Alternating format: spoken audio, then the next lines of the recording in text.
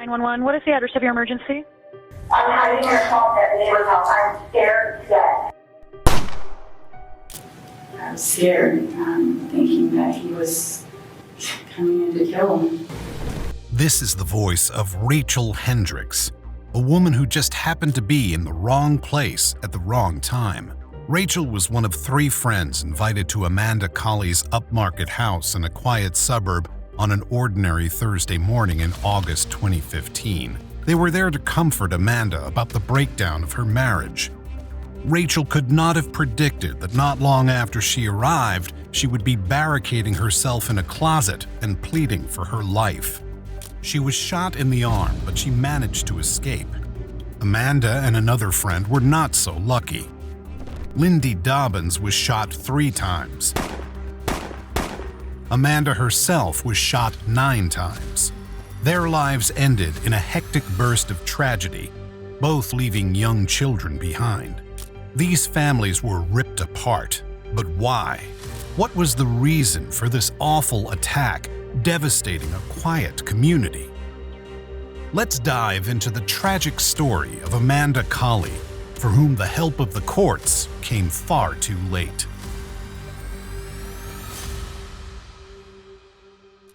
Amanda was living in her old family house in Mirabella, St. Augustine, Florida.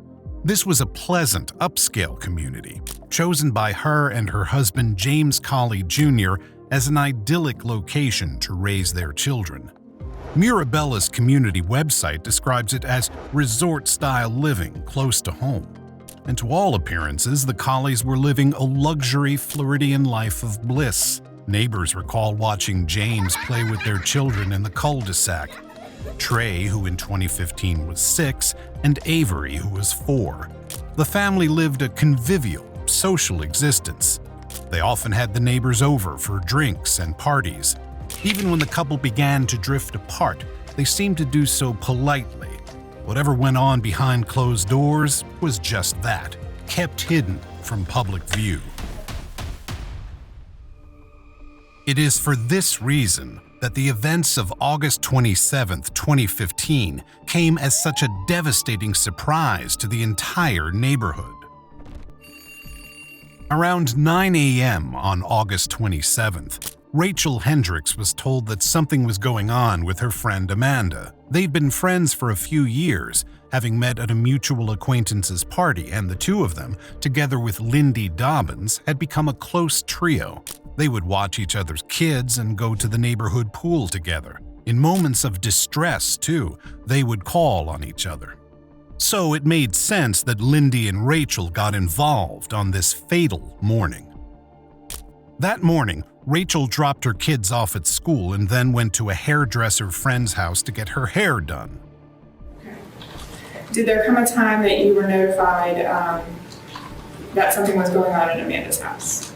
Yes. And who notified you of that? Lindy. After her hair appointment, Rachel went over to Amanda's house. I went inside. I walked inside and walked up to Amanda and Lindy. Amanda was crying, and I just gave her a big hug and told her that it was going to be okay. I ransacked home, a mess everywhere. Amanda's usually pristine Mirabella home had been trashed overnight while Amanda was out. When she'd returned at 9 a.m., she found it in a state of disarray, a terrifying thing to come home to in any circumstances. But this was not an ordinary break-in. Nothing had been stolen, only rifled through and torn apart, as though the culprit had been looking for evidence of something. Perhaps she already realized how much danger she was in then. Perhaps that's why she called multiple friends over to be there with her, thinking of safety in numbers. But there was no such thing. There were 4 people in the home that morning: Amanda, Lindy, Rachel, and Lamar Dubberly. Lamar Dubberly was Amanda's boyfriend. Amanda had been formally separated from her husband James since June, and she'd met Lamar in April. The relationship started professionally, progressed into a personal relationship, and then we began seeing each other in June 2015. Lamar was ex-military. He'd attended the U.S. Naval Academy and the Marine Corps University. He'd also worked at the Pentagon. He was an impressive man, and he met Amanda when they were both working corporate management at Fanatics, a sportswear company. As Amanda's relationship with her husband broke down, she grew closer to Lamar, and they began seeing each other after the separation. As a result, it was Lamar she called on that fateful Thursday morning when she found her house ransacked and her belongings rifled through. Lamar, Lindy, and Rachel were all there to comfort Amanda and make her feel safer in her own home again. Amanda showed them the damage to her property. Then Lamar showed Rachel the damage to the garage while Lindy and Amanda were talking upstairs. Rattled, Lamar and Rachel went back into the living room, unaware that the day's trouble had only just begun. Standing in the living room, and there was a loud shatter of glass, a small explosion, like a bang. So I looked out back and I saw Mr. Colley standing in the backyard with a handgun shooting into the living room. The attacker was none other than Amanda's estranged husband, James. He was shooting at Rachel and Lamar in the house that his family had previously shared so seemingly happily together, shattering the windows and aiming to kill. I, again, was trying to figure out, I said, what the hell was that? And he said, that's gunfire. I was standing approximately here. Pop. It did not sound like a gunshot to me initially. I picked up the first bullet hole. The second bullet hole appeared closer to where I was standing. James was aiming the gun from the backyard. He seemed in a rage, shouting a question. Where is he? Where is he? Lamar rapidly realized that James, Amanda's estranged husband, was looking for him. He was Amanda's new boyfriend, and if James was here out of jealousy, which Lamar thought likely, then Lamar was in severe danger. James had a gun and was not afraid to use it. I thought that I was the target individual, and so I wasn't armed. I left. Lamar yelled for everyone to run. Then he ran out of the house through the garage, ducking under the garage door and running between two houses in the cul-de-sac. Amanda and Lindy were further from the exit. They had nowhere to go but into the master bedroom. Rachel ran up into the master bedroom too. Amanda hid herself in the bathroom, while Rachel and Lindy barricaded themselves in the closet. I wedged my foot up underneath the door and had my left hand on the doorknob. Lindy hid behind a chest of drawers inside the master closet, while Rachel tried to barricade the closet door as best she could.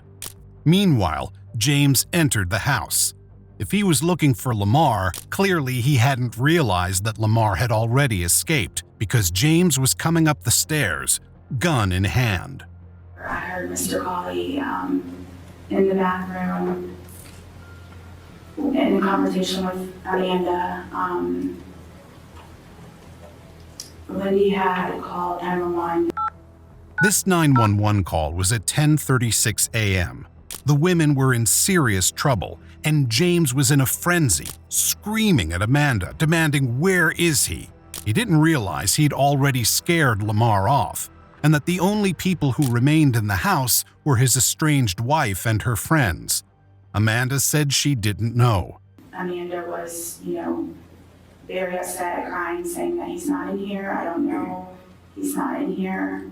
At one point, I believe Mr. Colley came over and tried to get into the closet door, and Amanda said, "He's not in there. That's Rachel and Lindy." And at that time, I heard a shot, and that was all I heard of Amanda.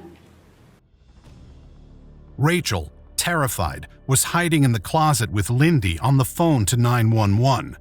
They didn't know what had happened to Amanda, if her husband had shot and killed her, and James was looking to wreak revenge on someone who wasn't there, Lamar Dubberly. What would he do when he discovered that Lamar was long gone?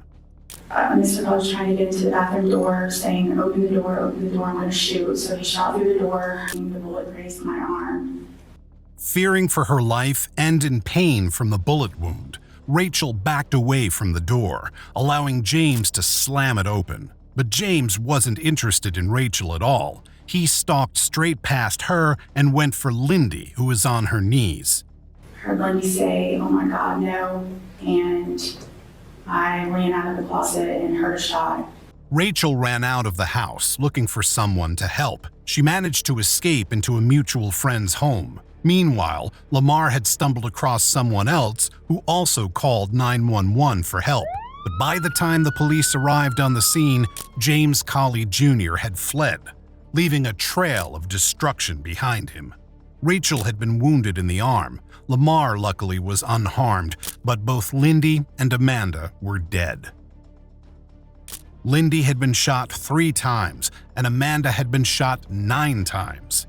James had shot her once before breaking into the closet where Lindy and Rachel were hiding, and then 8 more times after he'd killed Lindy, first using a 9mm handgun, shooting her 3 times with it until it was out of bullets, and then using his .45, which he'd brought as a backup.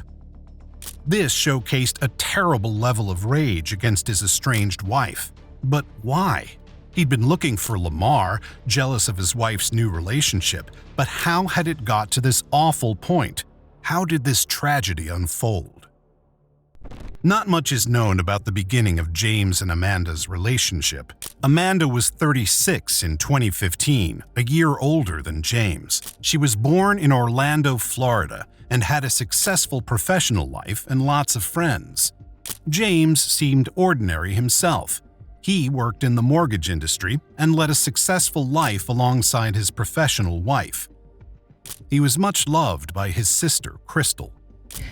Till the moment he woke up, till the moment he went to bed, he spent with his children.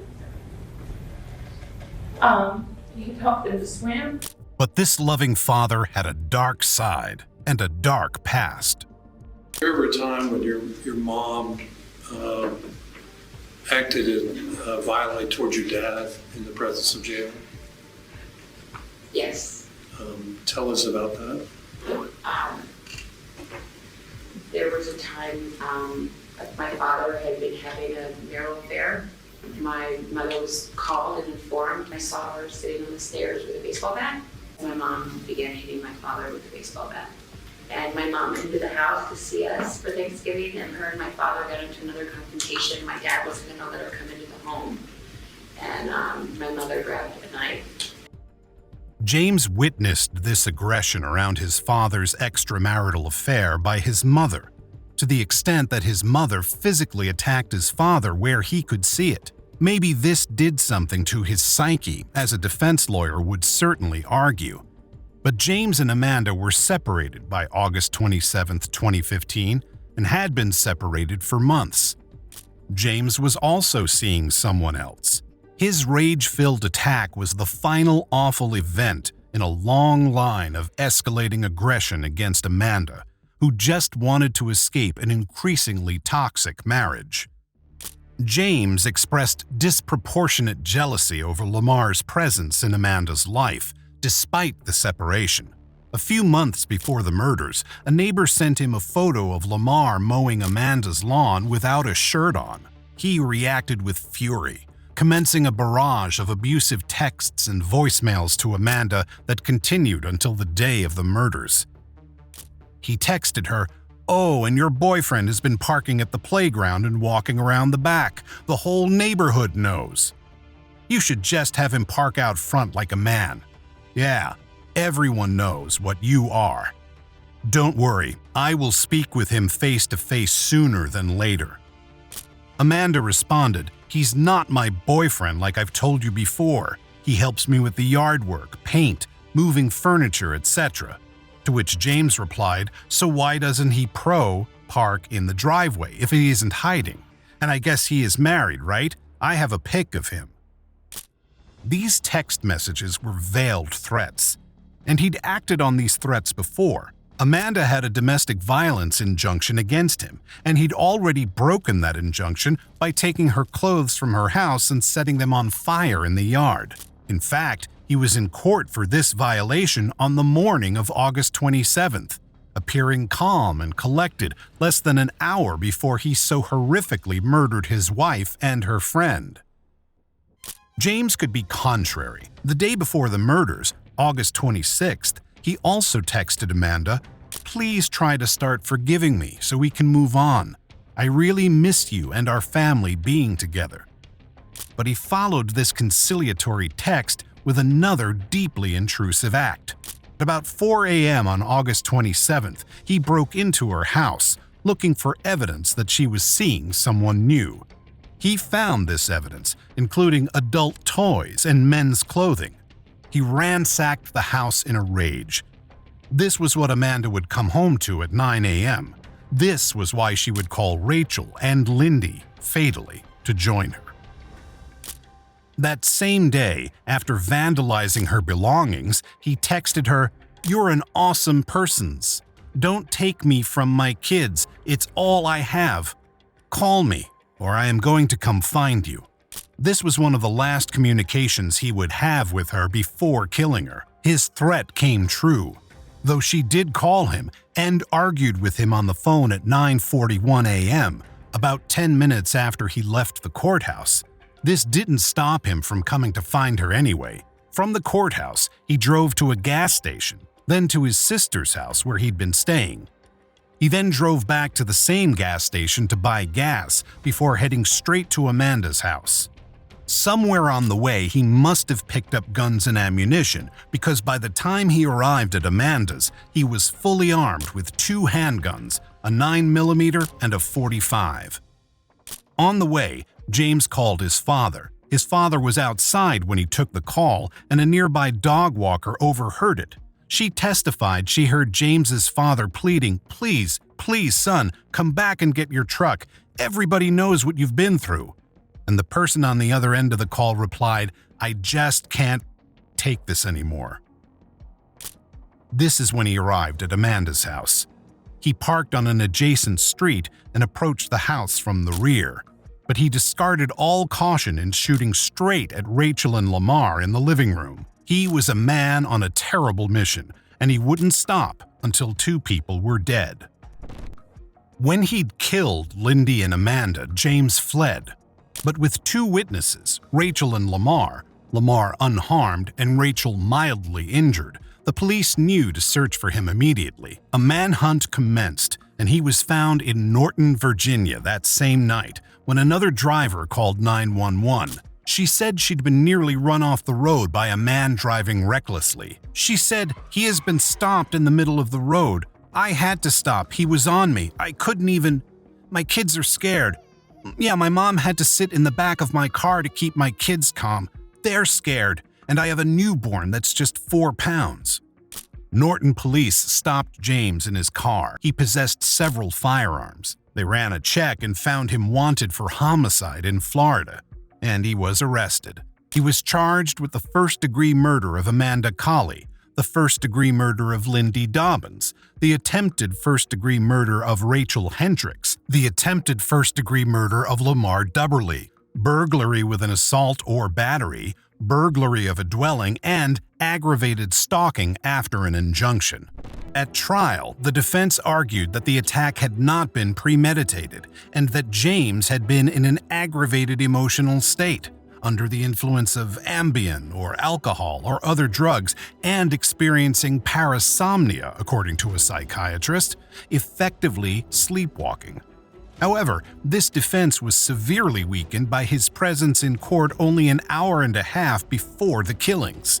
At this court hearing, he denied being under the influence of any intoxicants and responded sensibly and reasonably to the injunction proceedings. This undermined the defense's later case that because he had taken drugs and drunk alcohol the night before, alongside taking an Ambien to sleep, he was in an altered state.